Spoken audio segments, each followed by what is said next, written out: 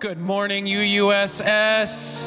Rise in body or spirit with us and join in the dance. Let it be a dance we do. May I have this dance with you through the good times and the bad times too. Let it be a dance. Let a dancing song be heard. Play the music, say the words, and fill the sky with singing birds. Let it be a dance, let it be a dance, let it be a dance. Learn to follow, learn to lead. Feel the rhythm, feel the need. To reap the harvest, plant the seed. Let it be a dance. Let it be a dance we do. May I have this dance with you through the good times and the bad times too. Let it be a dance. Everybody turn and spin. Play your music, learn to bend, and feel the wind. Let it be a dance, let it be a dance, let it be a dance. A child is born, the old must die. A time for joy, a time to cry. Take it as it passes by. Let it be a dance. Let it be a dance we do. May I have this dance with you through the good times and the bad times too.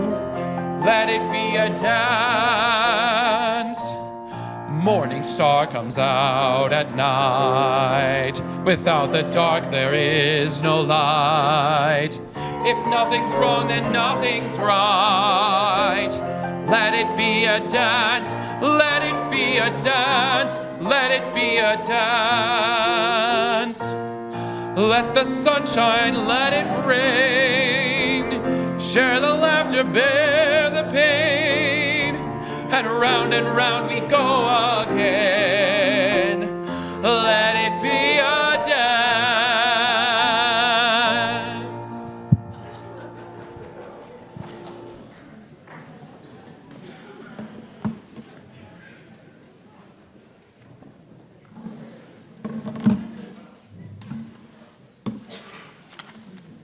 Good morning. Welcome to our Sunday service. Whether you are with us here in person or whether you are dancing at home on Zoom or YouTube or Facebook, we're glad to be with you. We're glad you're with us. It's been a hard week for so many people, and it is a blessing that we are here for one another. I'm Roger Jones, and I'm happy to serve as one of the ministers here at UUSS, along with my co-minister, the Reverend Lucy Bunch. Andy Cramer is our worship associates, and Anthony and Irina provide the music, along with all of you providing music. And you can follow along with music and everything else in the order of service. If you're with us online, there's a link to it in the chat and on the website. Speaking of music, today, when Anthony sings a solo, you will hear a preview of next Sunday's concert, which Irina has put together with several UUSS musicians. And the title is Musical Favorites from the Movies, or Movies and Popcorn. So that will be here. You can buy tickets at the door, and it starts at 2 p.m. next Sunday. There's a flyer in the weekly message that went out on Friday. Next Sunday is also when we have the Labyrinth Walk before the service, and then the service, and then Soup Sunday after the service, and then the concert. So you might as well just plan to be here all day next week. Our service this morning is tied to our January Soul Matters theme of story, and the title is The Power of Story, and we hope you enjoy it. If you're new to UUSS, we extend a special welcome, and we ask you to fill out a newcomer's card, either using the link on the website or at the welcome table after the service out there. That will help us connect with you. Our weekly message will come to you by email every Friday afternoon. You can find previous messages on the website. The blue sheet includes upcoming activities with a calendar for the coming several days, and it is also online. Before the service this morning, I led a session on exploring UU beliefs and values, and if 9:30 was too early for you, it will be repeated on Zoom on the first Tuesday of the next month. That's 7 p.m. on February 4.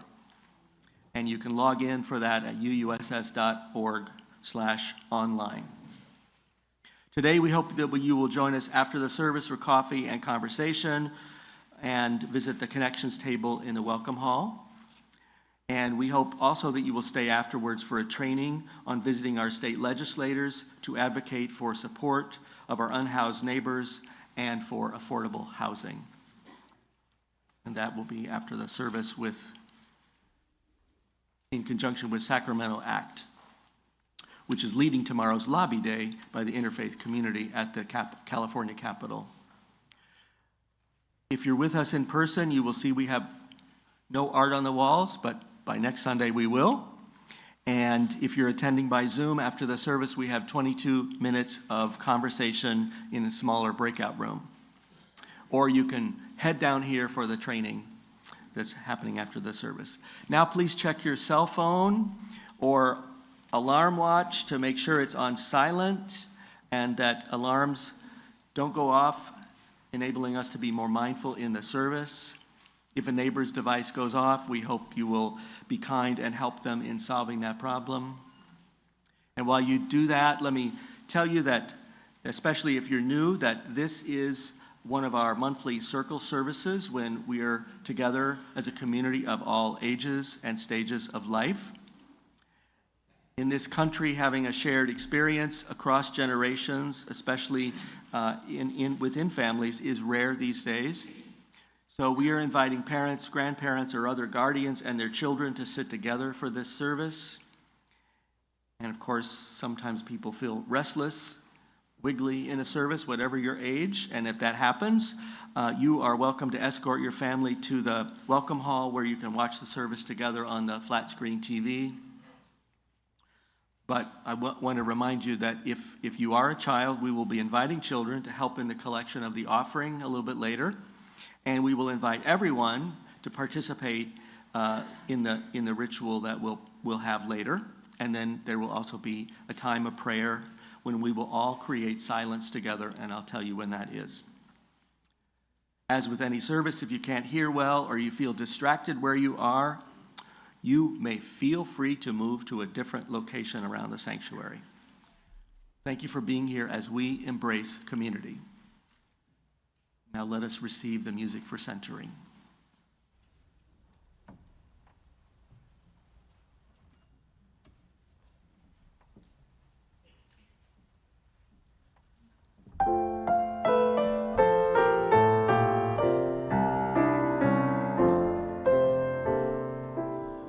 When a star is born, they possess a gift or two.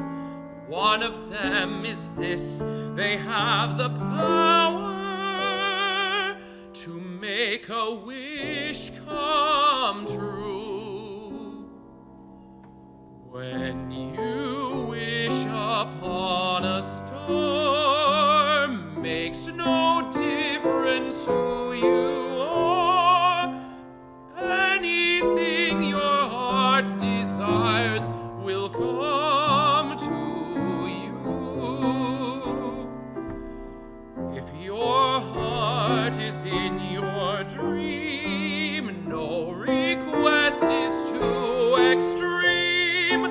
When you wish upon a star, as dreamers do, fate is kind. She brings to those who love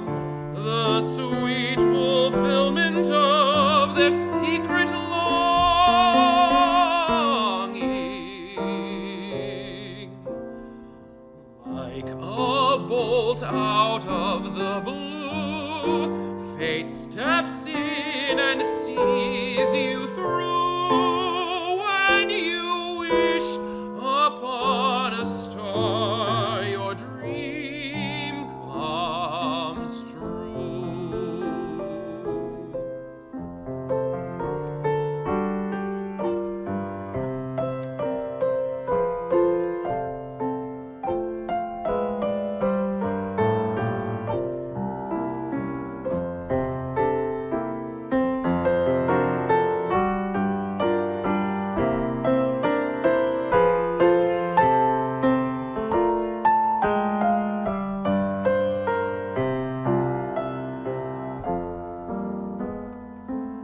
Fate is kind. She brings to those who love the sweet fulfillment of their secret longing.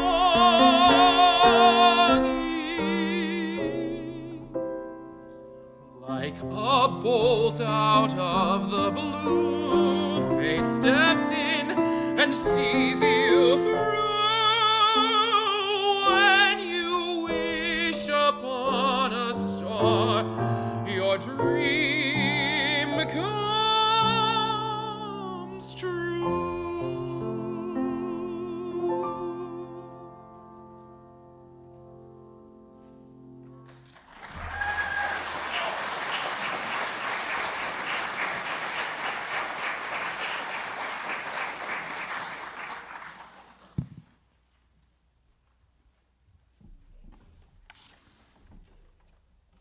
Our chalice lighter this morning will be Sarah.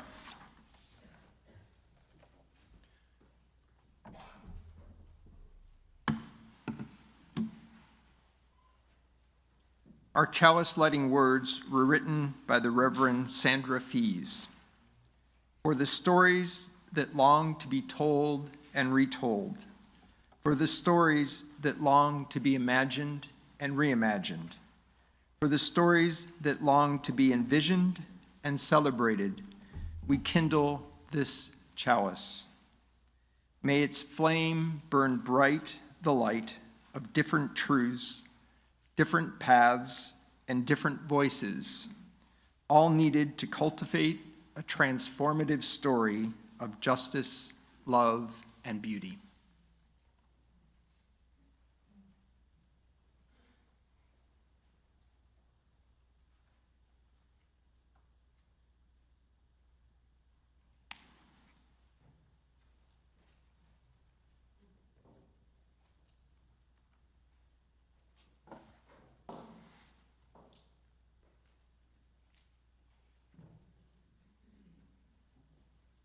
This congregation's mission says we come together to deepen our lives and be a force for healing in the world. This week, there is so much need for healing in this world, especially in this country. The U.S. government is now targeting many vulnerable human beings, including migrants and refugees and transgender and non-binary people, many of whom we count as our neighbors, families, co-workers, friends, and congregation members. The new administration has turned its back on international agreements, foreign aid commitments, and environmental protections. Given so much intentional destruction and cruelty, as a spiritual community, we will be called to bear witness to our values now and in the days to come. And we will. We will proclaim the sacred worth of every person and the ancient call to love our neighbors as ourselves. We will affirm the human rights of dignity, safety, and freedom of self-expression. We will celebrate this planet Earth. We will ask for the courage to protect all people and all beings with whom we share this beautiful blue boat home. Today, we are adding a new ritual to our Sunday services. By lighting this beeswax candle, which you see in front here, we bear witness to human decency, dignity, and freedom. We call it our candle of compassion and resistance.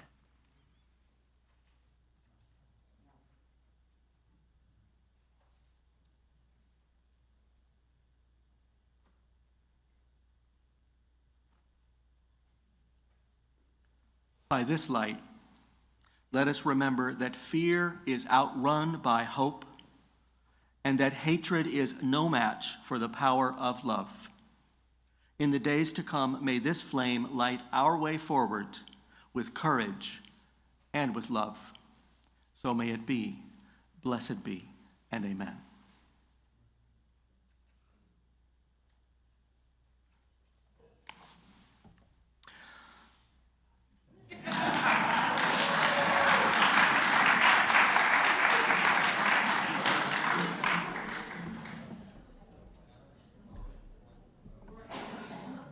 Another way that we demonstrate our care and compassion is by holding one another in our hearts during the naming of our joys and sorrows and our occasions for gratitude.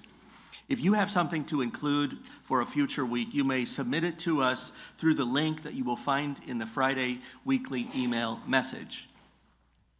And you can let us know when you do that if your news is to be included in the joys and sorrows or if it's just for the ministers to know.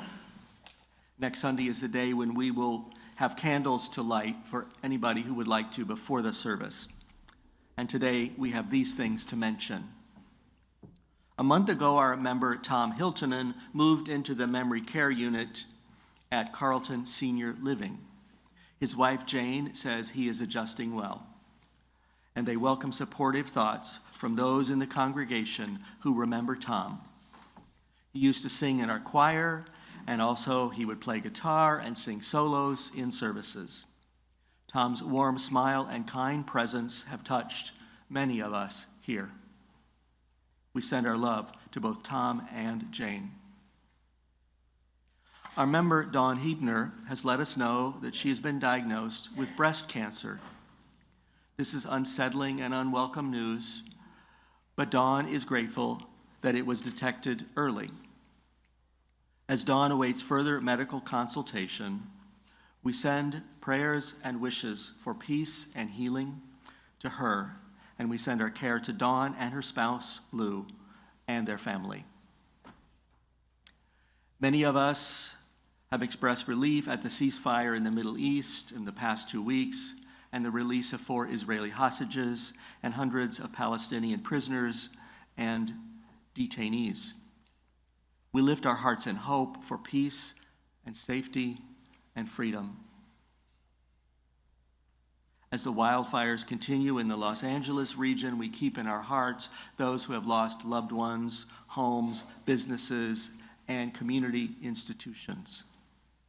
We send our care to them and our thanks to all who are fighting the fires and helping out the survivors.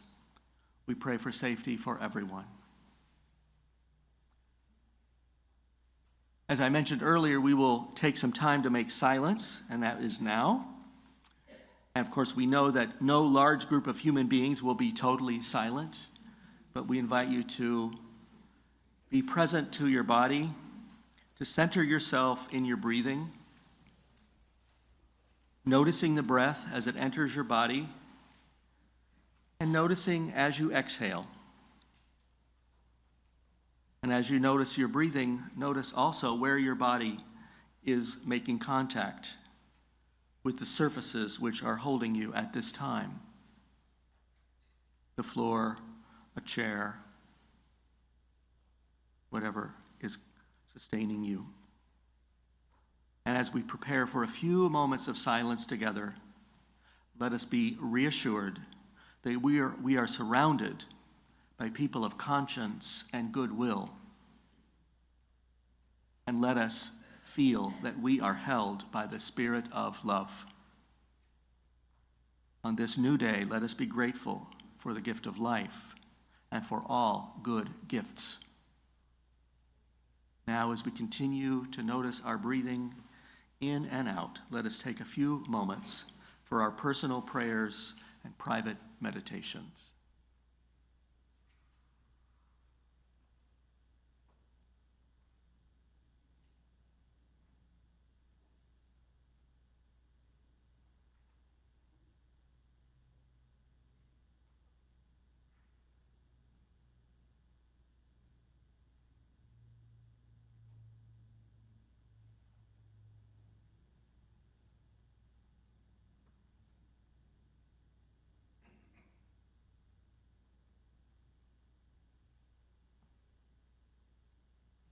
So may it be.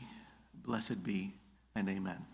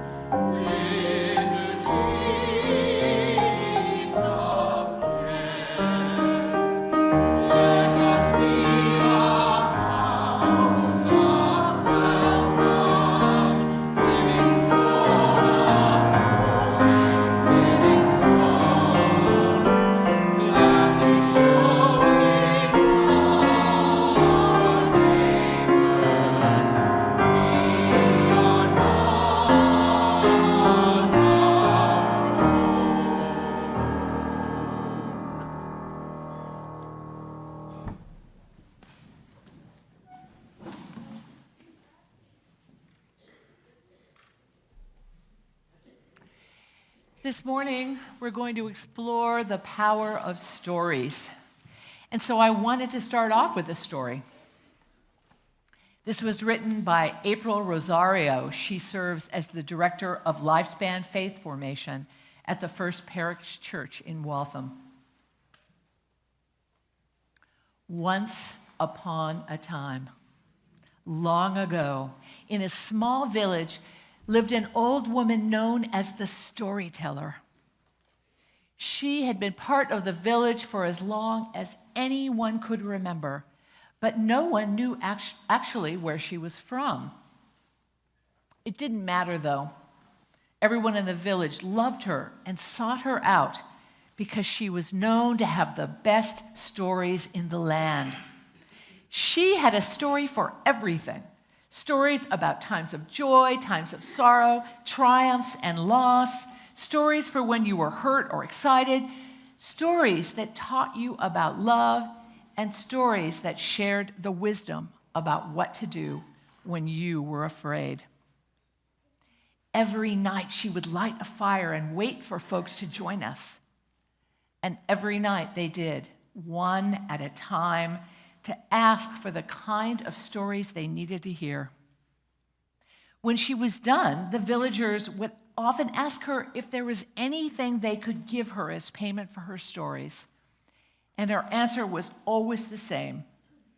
Yes, she said, you can tell me a story from your own life. But the villagers rarely did. Most often they would leave her a small homemade gift instead. And they kept their own stories close, fearing judgment or ridicule.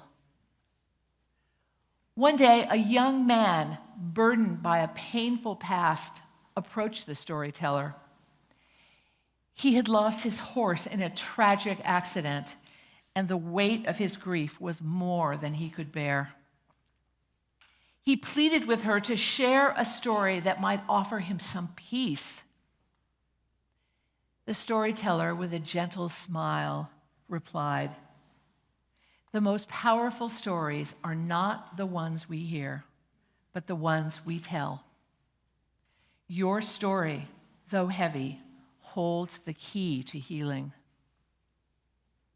Hesitantly, the young man began to share his tale of loss, his voice trembling with emotion.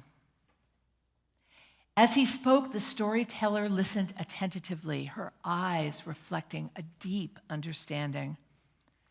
And as villagers passed by the fire, they paused to hear what the young man was saying. The storyteller motioned for them to sit down, and they did, one after another, more and more. When he finished, the storyteller told a story of her own, a tale of a young girl who had loss in her life, but found strength in sharing her grief with others. When she finished, another villager shared a story, and then another, and then another.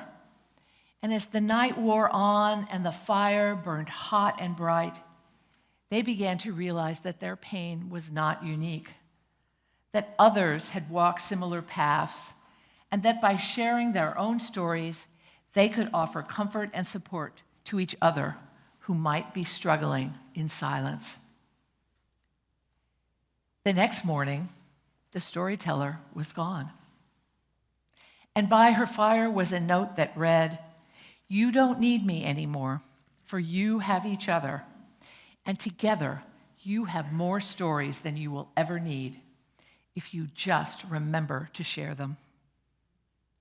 From that day on, each of the villagers took turns at night, lighting the fire, sharing their stories. The story circles grew and grew until eventually the whole village was there taking turns, listening and sharing stories for times of joy, times of sorrow, times of triumph, and times of loss.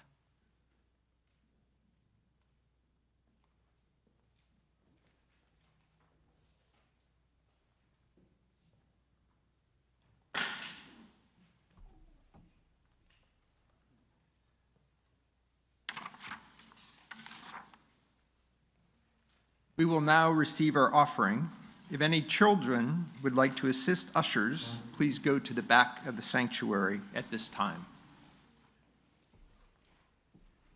Generosity is a spiritual practice. Your gifts, given in the spirit of generosity, support the life and work of this community, and the work of our community includes reaching out to others in need. Every Sunday morning, half of our offering is given to an organization our congregation has chosen to support, an organization that works with us to heal the world. Our community partner this month is Sacramento Area Congregations Together, SAC-ACT. For the last 30 years, this organization has been a powerful, multiracial, multi-faith organization advocating a transformation of our community, rooted in our shared faith values. Sacramento ACT empowers ordinary people to identify and change conditions that create economic and racial injustice. As you heard Roger say earlier, tomorrow we'll have a lobby day with SAC-ACT, and after the service there will be a training. Everyone is welcome, even if you can't make it to the lobby day, and I hear there will be snacks. On the slide and in the chat on Zoom, you can see how, how to contribute electronically or by mailing in a check here to UUSS. You can even text your donation from your seat. Please give generously in support of this important organization. Thank you for your generosity. The offering will now be given and received.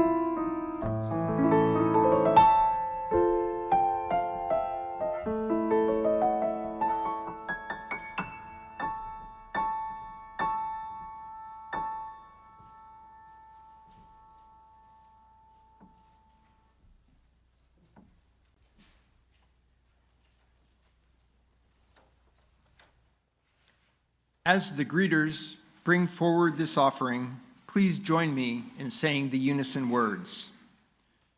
May generosity bless our world, and may gratitude nourish our spirits.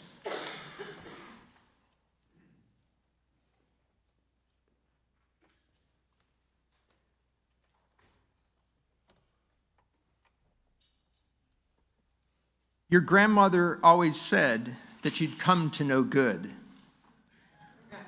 That was the story that my mother would tell about me. Your grandmother always said that you'd come to no good. My grandmother, my mother's mother-in-law, lived with us for a few years until I was 10 years old.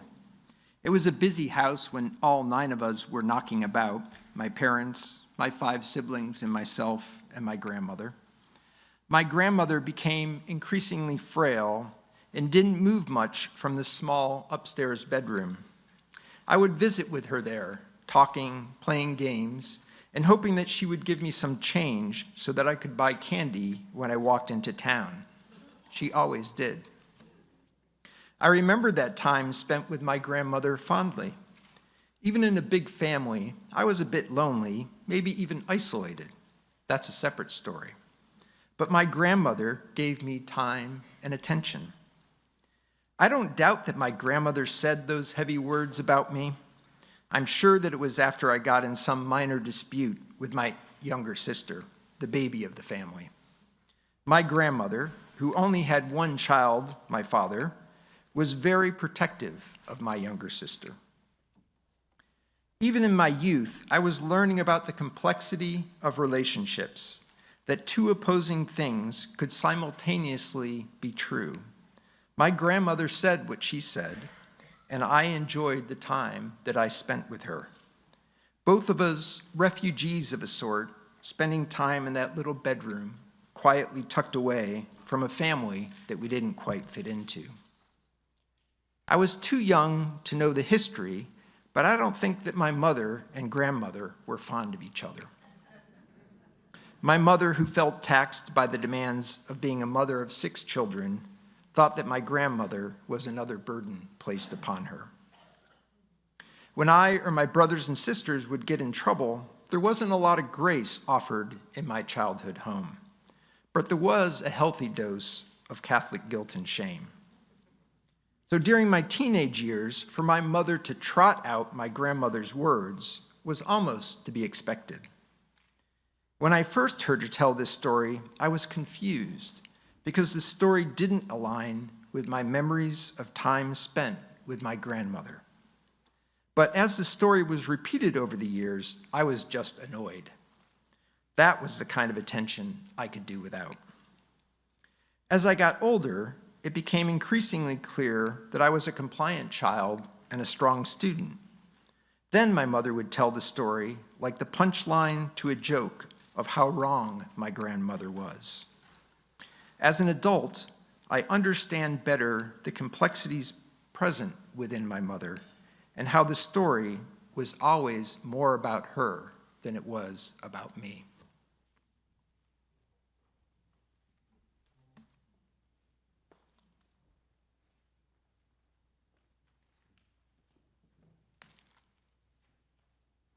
Thank you, Andy.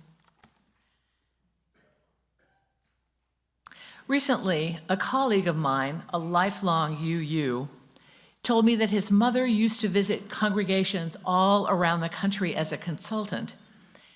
She would always say that she could tell in meetings or gatherings whether the congregation had a small group ministry program or not. It was evident to her by the way they treated each other. I started our small group ministry program, currently called Soul Matters, 11 years ago. In these groups, we tell each other stories in many ways. My fiendish plot was that the program would help people to be nicer to each other.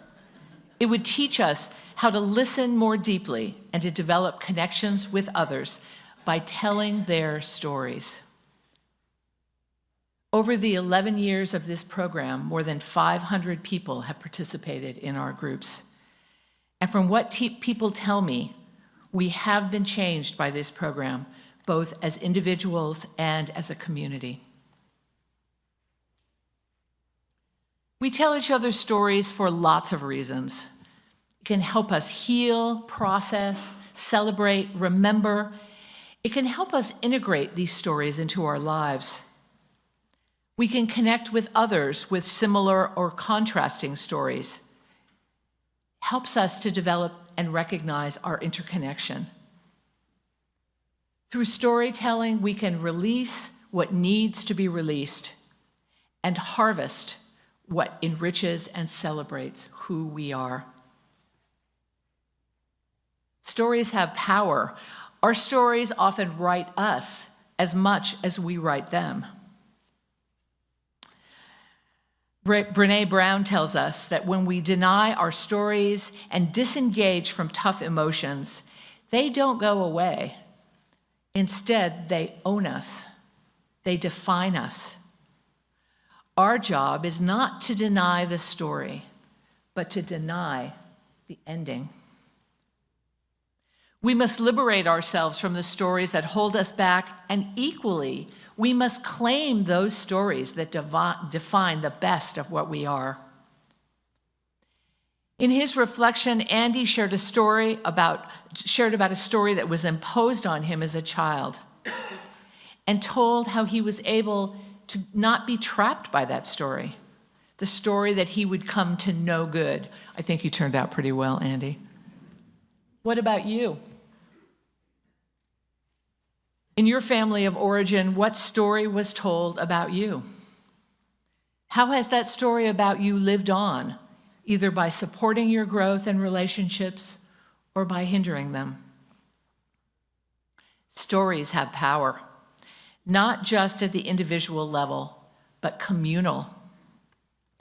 This congregation has many stories that define us at various times in our history. The visionaries who started this congregation more than 150 years ago, just a small group of very determined and committed people. The stories of various times when our congregation was split by difference and by conflict. Our most recent stories are those of renewal and rebirth, first by the amazing renovation of this whole building 10 years ago. A story about a commitment to our future. And most recently, the story of our process through the pandemic and how we stayed together as a community and emerged stronger and more vital than ever. We are all these stories. But our story as individuals and community and as a country, as a world, are still being written, and we are the ones writing them. I'm a big fan of Adrienne Marie Brown, a writer and an activist, and I've been inspired by this quote so much I have it tacked up by my computer. She said, "This to me is the most exciting thing right now. If we wake up, we are in a place where we can create so much history and so much change. Everything is falling apart, but also new things are possible. It's like we are the action heroes. Once you wake up and recognize, I can shape everything. I don't have to be a victim of someone else's vision for my subjugation. I actually get to be a powerhouse in the story of my own life and in other people's lives." Now that's a different invitation. I'd much rather live in that scenario. And so I do. And so should we.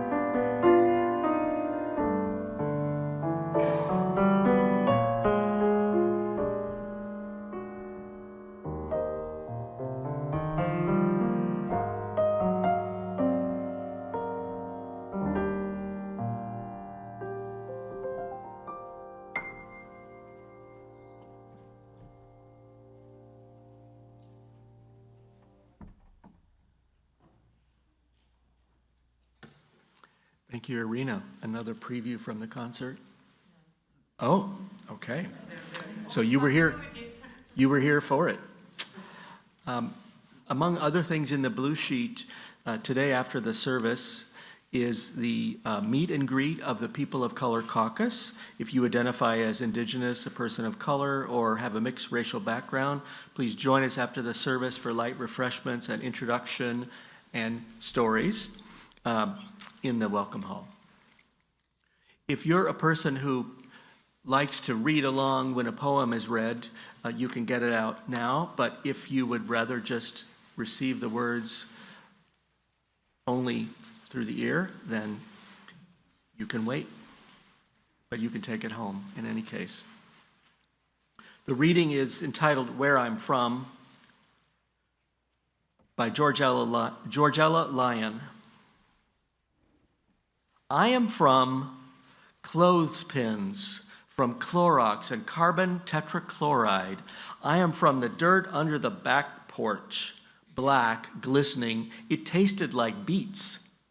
I am from the forsythia bush, the Dutch elm, whose long gone limbs I remember as if they were my own. I am from fudge and eyeglasses, from Imogene and Alifair. I'm from the know-it-alls and the pass-it-ons, from perk up and pipe down. I'm from He Restoreth My Soul, with Cotton Ball Lamb, and 10 verses I can say myself. I'm from Artemis and Billy's Branch, fried corn and strong coffee. From the finger my grandfather lost to the auger, the eye my father shut to keep his sight. Under my bed was a dress box spilling old pictures, a sift of lost faces to drift beneath my dreams. I am from those moments, snapped before I budded, leaf fall from the family tree.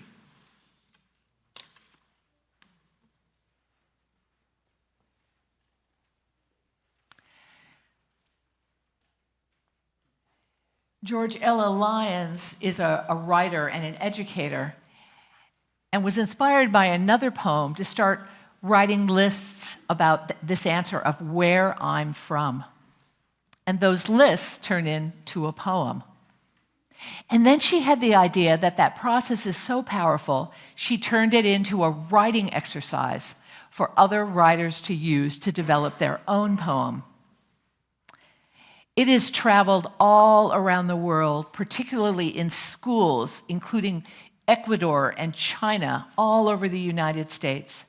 Girls in juvenile detention have written poems. Men in prison, refugees in a camp in Sudan have done the Where I Am From exercise.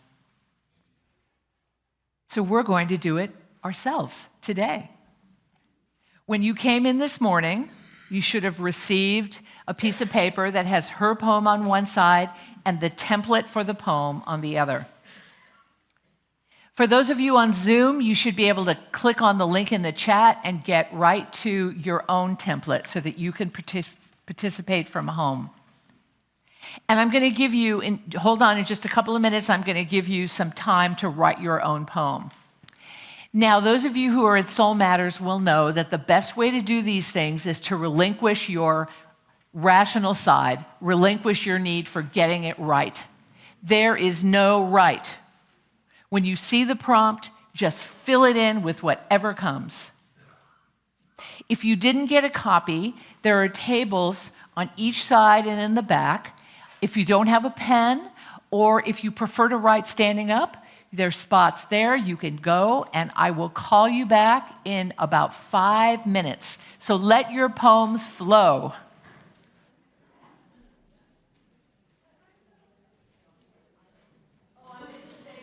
Versions. One is for school-age kids. You're welcome to use whatever version you want.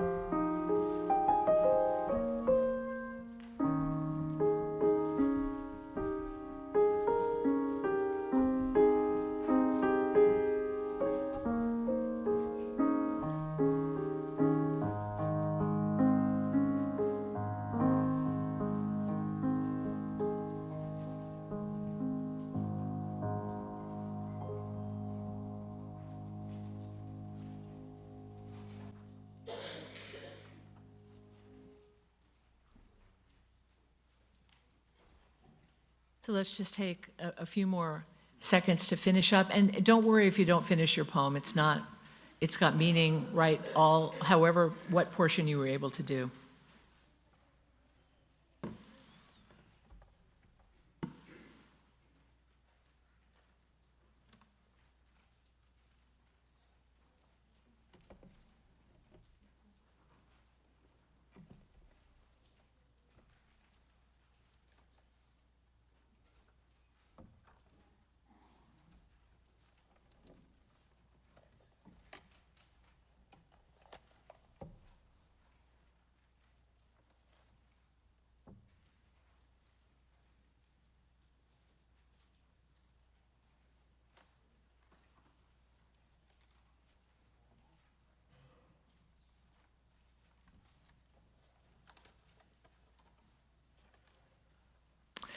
Okay, it's time to share what we've written. And I'd love to have a few of you come up and share your Where I'm From poem. If you would like to do that, just come and stand right over here and step on up to the mic, and we'll hear our stories. With our time constraints, I may have to, we got a great number. Okay, we're in good shape. Come on up, Beth.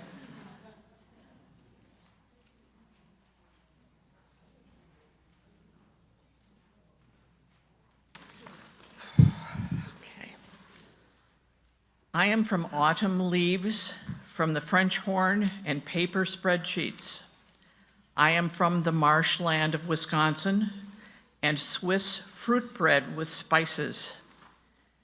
I am from the tulip garden that bloomed in the spring after being protected underground from the cold.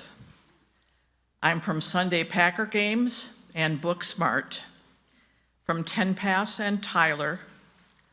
I'm from community service and holding emotions at bay, from clean your plate and do your homework and feed the birds, from Mary Poppins, sorry. I'm from mountains and farms and Swiss cheese, from Uncle Walt killed by lightning and grandfather's clarinet in the attic, which taught me how music can save your life. Thank you. Thank you for that. I have a question.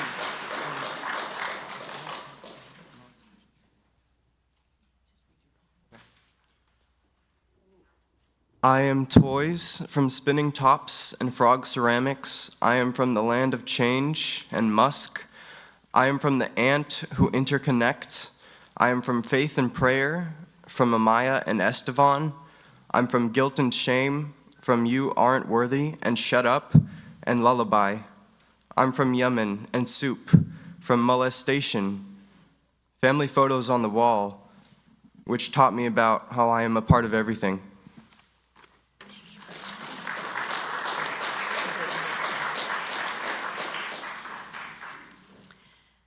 I am from Corningware, from pricker bushes and baby dolls. I am from the wrought iron eagle adorning our garage, steely and cold, it guarded us all. I am from the pink peony bush whose fragrance infused my dreams. I am from Sabbath candles and sunburns, from Nana Helen and Papa Saul. I'm from storytelling and best faced forward, and you can, and you will, and wipe that smile off your face. I'm from Poland or Russia, the border kept changing, and the carrot salad with mayonnaise and raisins I hate to this day. From the shelf of puzzles that collapsed when I was 7, the jumbled heap I sorted and restored, and the kaleidoscope collection I wasn't supposed to touch, but I did. My face tilted toward the light, and I learned, oh, the beauty. Thank you.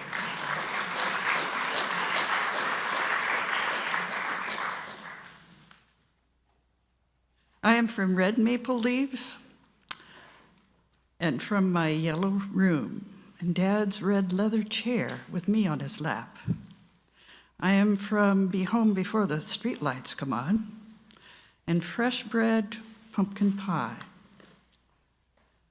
I am from the forest of Aunt Bert's backyard, which invited me to climb the trees, which meant freedom to move. I am from education, unconditional love, from a legacy of an American Revolution War hero and Civil War great-grandfather, and farmers. I'm from poetry, dance, music, and achievement diminished by chemical dependencies. I'm from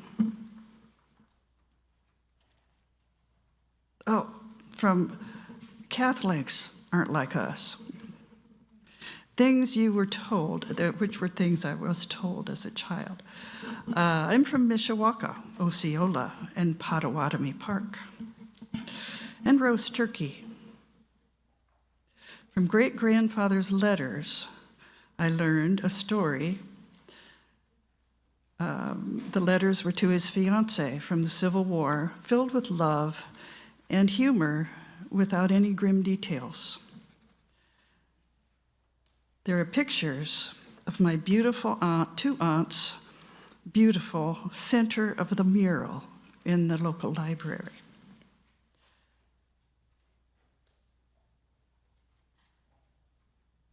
Oh, the location of my mementos are a big pile in my office that represent everlasting love, defining who I am.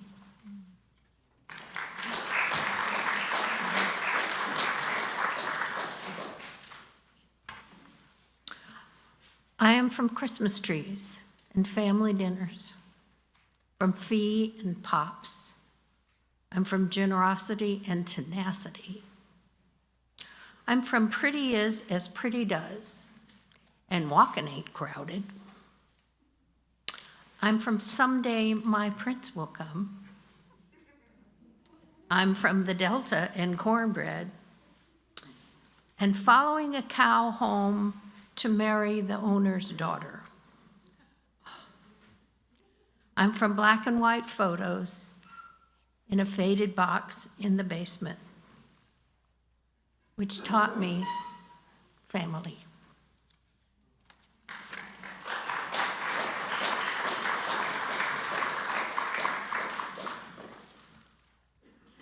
I am from burnt pans, from Barbies and cat hair. I am from the sounds of upstairs neighbors and the smell of backed up plumbing. I am from the random tree that I climbed from my secret space. I'm from braces and glasses, from large families and dysfunction. I'm from teachers and farmers, from alcohol and exhaustion. And don't air our dirty laundry. I'm from the Tulsa riots and dirt poor, from Planned Parenthood's boardroom to the sailboat built in the backyard, which taught me about loss and grief. Thank you.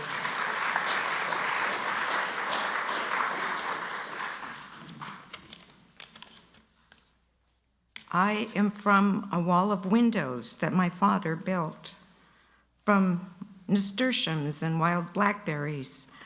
I am from the house and yard by Sammamish Slough, and two catalpas with great fragrant leaves that we floated on the brown slough water. I am from the pines on the hill across the water that remain the same, though everything else changed. Beautiful.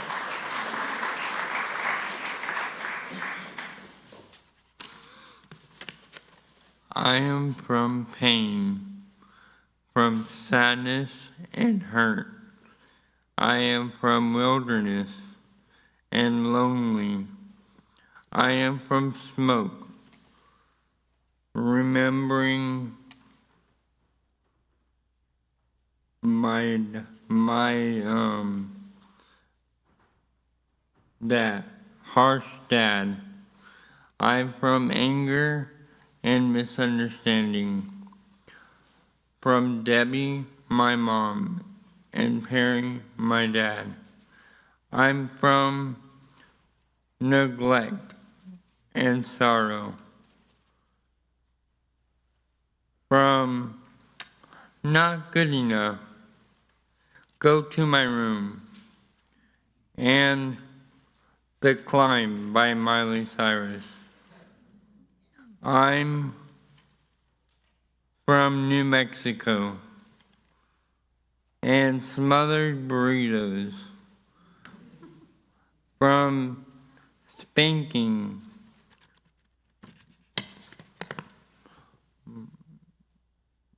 My dad. Spanking from my dad. Memories, which taught me about being strong.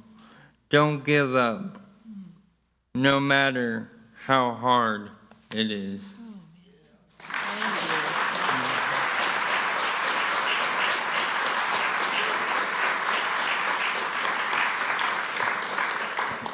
I can't top that one. I am from Volkswagen Bus, from Trolls and My Little Pony. I am from the land of the Amish and Hershey Kisses, and from a home with lots of dog hair. I am from the small creek, which taught me about exploring and appreciation for nature. I am from Swedish skulls at Thanksgiving time and bathroom humor.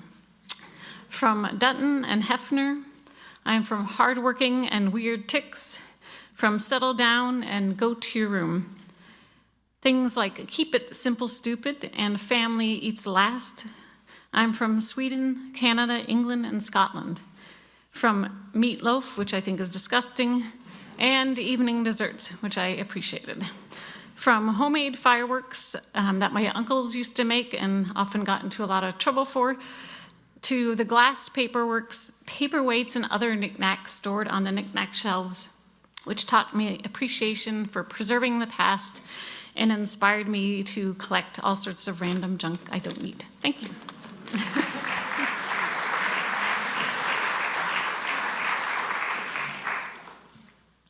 I am from pillow forts, from Norwex and pianos. I am from the pirate ship in my backyard and the smell of watercolors and fresh-baked cookies. I am from the leprechaun tree, which fell and taught me about change. I am from scouting and big noses, from the Wright brothers and Clan Thompson. I am from music and Tinkerbell, from I Love You and Do Your Best and Edelweiss.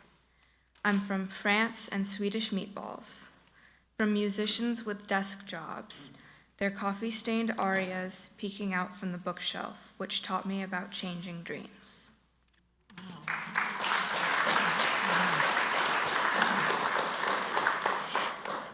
If there's anyone who has a mobility challenge to come forward, we're happy to bring the mic for one of you to share. Is there anyone who'd like to have the mic brought to them? Okay. I am from my brown and black dog, to whom I was hopelessly devoted. From junk cereal and Rubik's Cube. I am from Mickey Mouse Hill and brown wood floors. I am from the walnut tree, which gave me something to arrange. I'm from car rides and relatives, from Maddie Deer and Maddie Bumpo. I'm from softball and watermelon, from dog mischief and Catholic guilt, and learning something new every day. I'm from Michigan and chicken paprikash, and from turning white dogs purple, a controversial account of what may or may not have happened, which taught me about opposing viewpoints.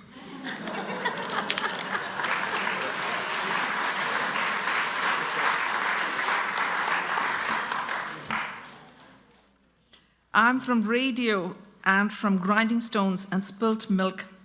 I'm from the milling people and the scent of fried mackerel. I'm from the Parijata tree, whose carpet of orange and cream blossoms that my baby brother was sent to collect. I'm from grand voices and oiled hair, from Kalyani and Lakshmi, my grandparents.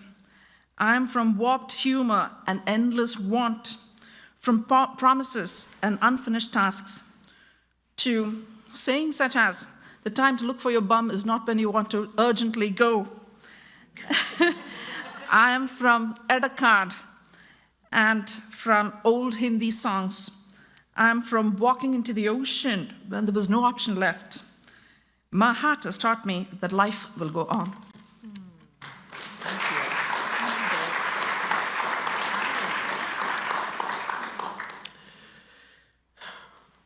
I am from the old wooden fort, from the fireplace and the rocking chair, from the land of the mosquito and the place of deep frosts and Arctic chills.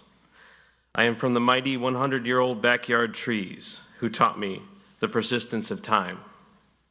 I am from pierogi making and the coziest family room. I am from Dimitro and Alexandria, from compassion and service, from hard work pays off and kindness is key, and the road less traveled. I am from Eastern and Southern Europe, and more pierogies. From a perilous walk across war-torn Europe, with old walking shoes and solemn remembrance, stashed away in my closet, which taught me about the long and rewarding path of servants and the persistence of dreams. Thank you.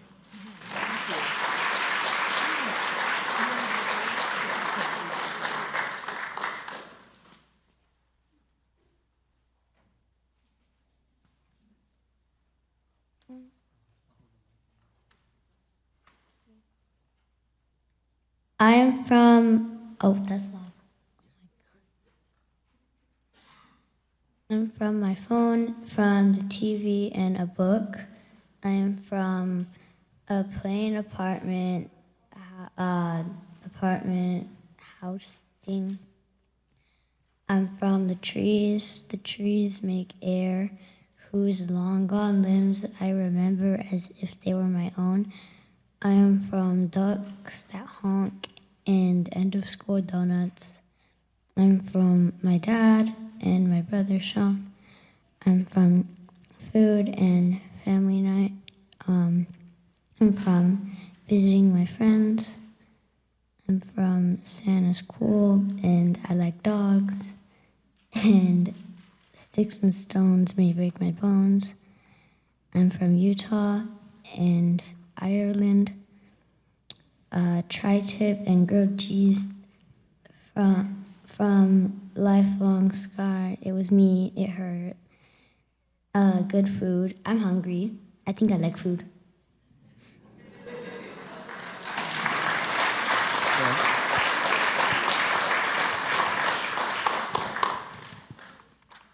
I am from the Super Nintendo. From backyards and school paths. I'm from the Memorial Park and pink walls. I'm from the tree in my backyard who hid and held me. I'm from Christmas and Easter, from Francis and Francis. I'm from singing and acting, from reverence and cleanliness and revolutions. Both from Boston, the Redcoats are coming, and from being an 80s kid in a musical theater family. Do you hear the people sing? I'm from Ireland, and Ala Renz from Nazi Germany, a beloved, fatherless girl, and a story of a great-grandmother who refused to Heil Hitler in the grocery store. That taught me about family, love, and universality.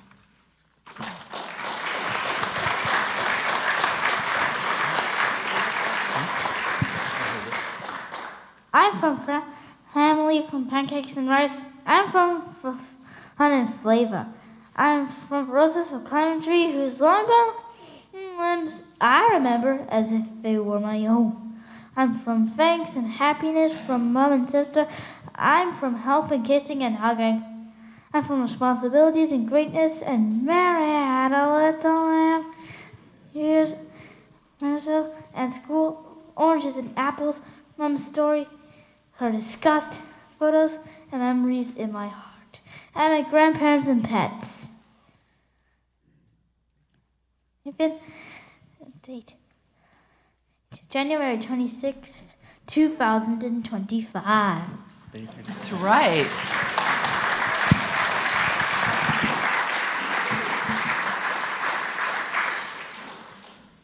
We did some wonderful storytelling today, and I hope you'll continue.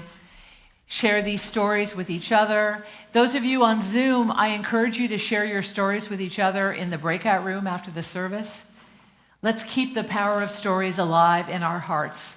And let's remember that the story is not over, that we are creating the stories every day, and that we can be superheroes in our own lives and in our own world. Blessed be.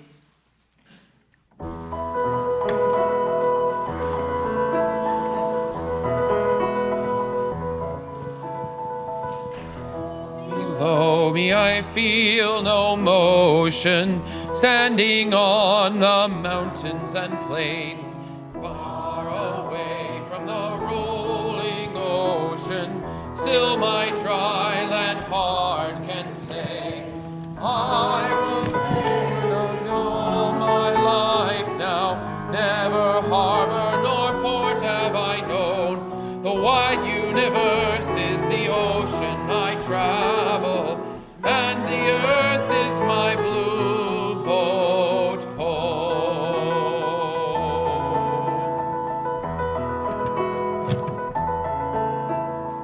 Sun, my sail, and moon, my rudder, as I ply the starry sea, leaning over the edge in wonder, casting questions into the deep, drifting here with my ship's companions, all we kindred pilgrim souls, making our way by the light of the heavens in our beautiful blue boat home.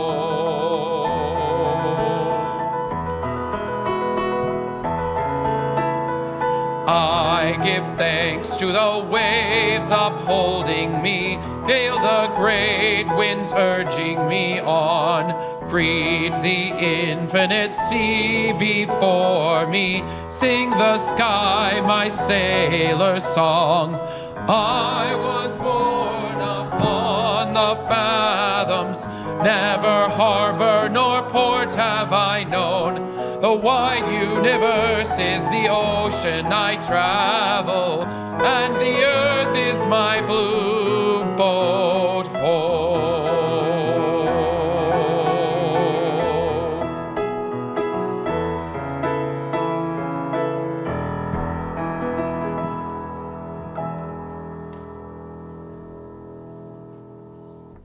Please join me in speaking together these words as we extinguish the chalice. We extinguish this flame, but we carry the light, love, and commitment of this gathering into the days to come. Let's reach out to each other. Let's reach out in hands that gather all the stories that need to be told. And let's reach out and share our own stories. Please repeat after me.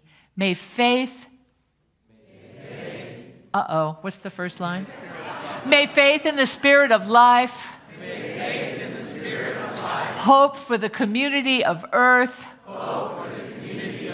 And love of the sacred in ourselves and one another. Be ours now and in all the days to come. Blessed be.